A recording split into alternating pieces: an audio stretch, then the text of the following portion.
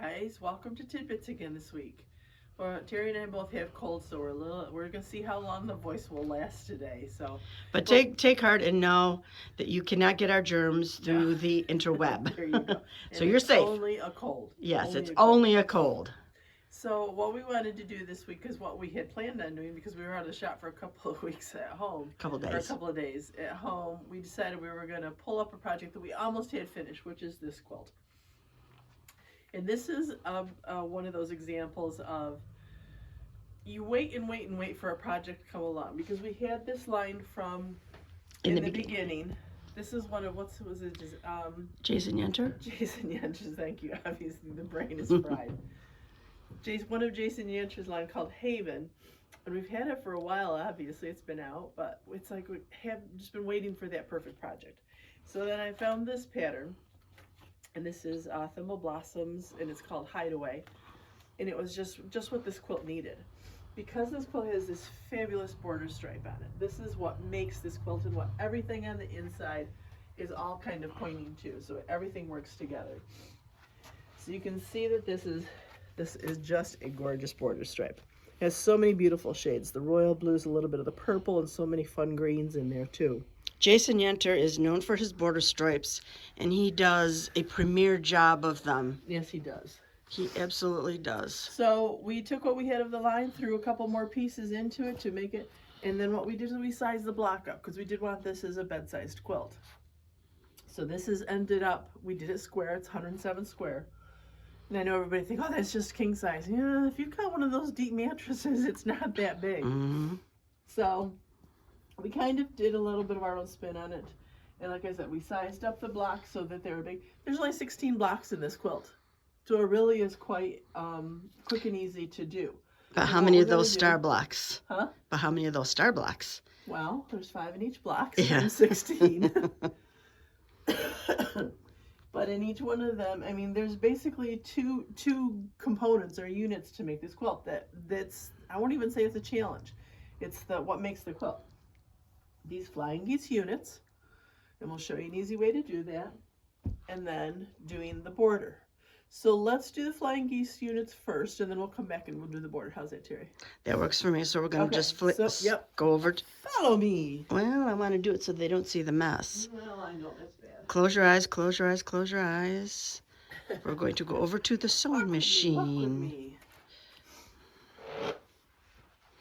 So the way that we like to do our Flying Geese units now, especially when you're mass producing them, if you think about it in the quilt, there is, well, and this is what a leftover block that I have. Oh, good.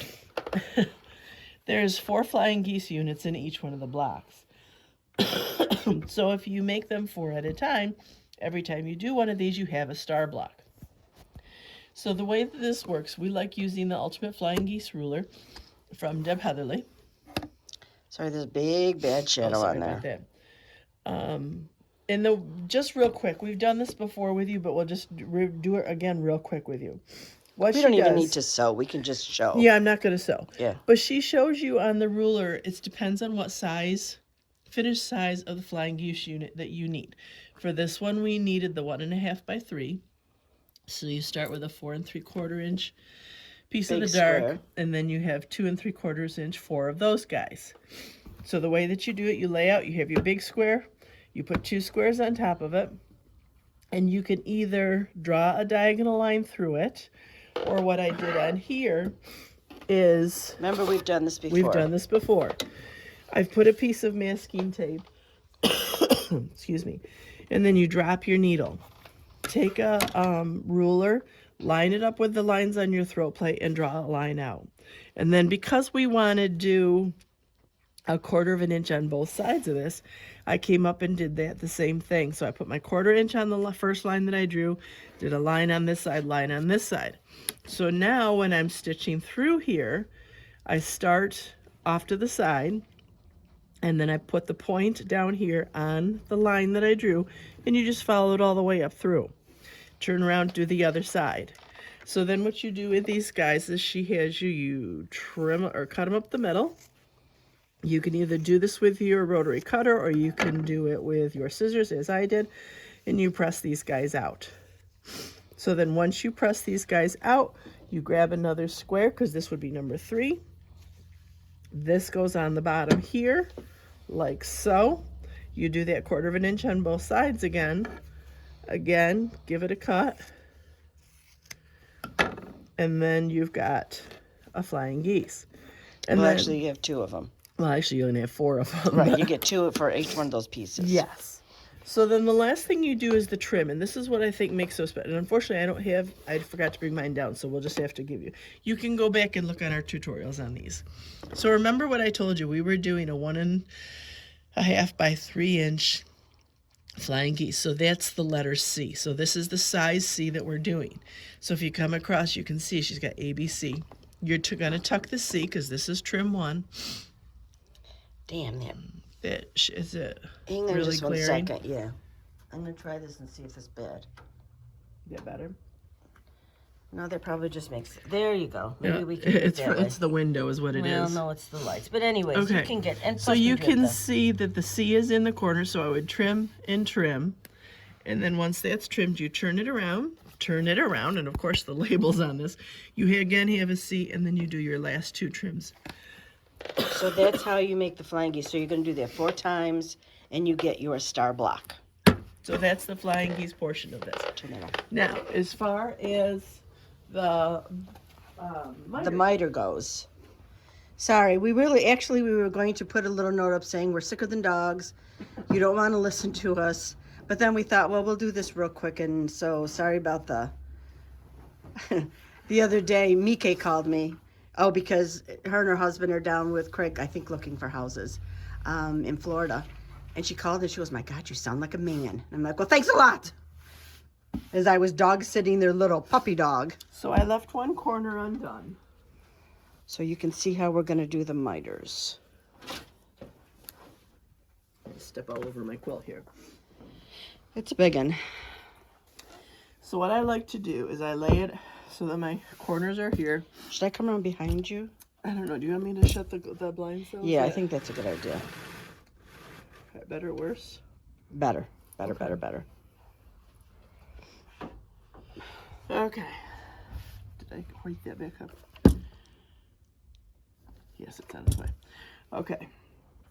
And what I like to do, and let your iron be your helper friend on this. Because,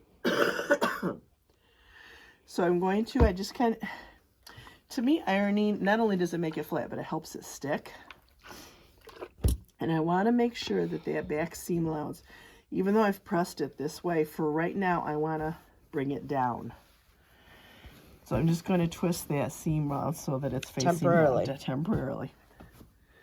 And then if you think about it, what I'm going to do, this border, I'm going to bring it up and lay it right on top of this guy. I know, Teri and I do them differently. Oh, we do it totally differently. Teri and I do them differently, but we're going to do my way today. Yikes. Works every time. Because if you line everything up nice, no wrinkles. See how that no wrinkles lines everything Everything's here. lined up down there. Yep. You give it a nice press, and again, the heat will kind of help it stick together. So that's why it's really good to do this on an ironing board. Plus, it also gives you a lot of room here. And if you haven't made or had somebody make for you one of these big ironing boards yet, get right on it. Yes. And the last thing that you can do is you can kind of feel in here that your 2 seams, because remember the one on the bottom, we flipped it down. You can feel it's like a butted seam in there now. So you can really feel that everything is lining up. Now, when you sew these on, remember you're going to start 1/4 inch from the edge. So if you look at here, I didn't start right out to the edge. I started 1/4 inch in, back stitched. So that's locked in there really nice. And then what I want to do is you grab your ruler, you find the 45-degree line. You lay that on your stitching line of your border. Got a thread there. Yeah, I know, it's a long one. So I'm going to lay my 45-degree on my stitching line, and I'm going to put it right where I started stitching. And of course, this is a short ruler, so we're just going to have to make do. And then you're going to draw the line. And then we can just move it up, reline things. And remember when you are, if you're getting fabric for a border that uses a border stripe, you've got to get extra. You can't just buy enough that's going to do your quilt. You've got to have enough so that, because you can see I'm going past the border here. So mathematically what you have to do is you have to say if your finished quilt is 100 and, let's say 110, just because of ease of math. 100. It's going to be finished 100. But your border is 8 inches. Right. You have to have 8 inches on each side. So you have to have 118 inches. 16. 8 and 8, 10? 16. 16, thank you. And I'm actually on the good side of the cold. Woo. Okay. Minimum. Give yourself a couple inches extra. Yeah, I mean, jump it up to round it up, Yeah. guys. Okay, and then the other thing I like to do is I take my ruler and I slide it underneath so that now I can pin through here. And I usually will stick a pin right close because you don't want anything to shift now. And I really like these flat flower pins for this. Just because I don't know why, but I just like them better. If I'm going to use a pin, I've got to use one of these guys. Keep shifting that And make out. sure that this stays lined up perfectly. Yep. And actually what I'm going to do, because I don't want to go sew this, is we're going to just pin it on the line. I should have thought about that. Well, actually, I know I can just show you one of the... Yeah, we can show you the other corner. So what you do is I like to stitch from the outside to in. So you would just stitch down your line, and you want to meet up with that spot that you started where you have it locked in. So don't end over here, don't end over here. Come right back into where you are, okay? And then what you want to do is before you trim it off. Always before you trim it off. Before you trim Wait a it minute, off. Marty, did you want me to move this so you can... No, it's okay. I'll go right on top. You want to go back to your, lay it out on your iron board, iron it down, make sure everything looks copacetic, and then you can go back and trim. Okay? So that is really quick and easy miters. Now let's talk about one elephant in the room, though. What's that? Don't try to match these corners. No.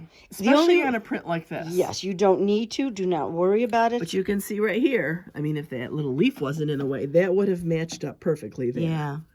The thing is, the only way you can really match them if you have a border stripe that is symmetrical, and you do a little bit more math, and it's, and something like this, don't worry about it. With something like that, if it's symmetrical, what you do is you start in the middle, and you make sure that the middle is the same on every single one of them.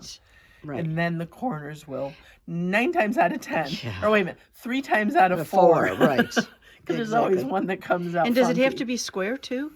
No, but again, you'd probably get 2 corners, and 2 corners are going to be the same because you've gone a different distance. Right. So border strips are fun, but don't expect too much out of them, I think. But you saw the quilt up on the wall. Yeah. It's gorgeous. And on something like this, not to be that way, the non-perfection gets lost in the weeds. Oh, there you go. Did you just like make that up? I did just make that up. Oh, my gosh. There's still gray matter up there.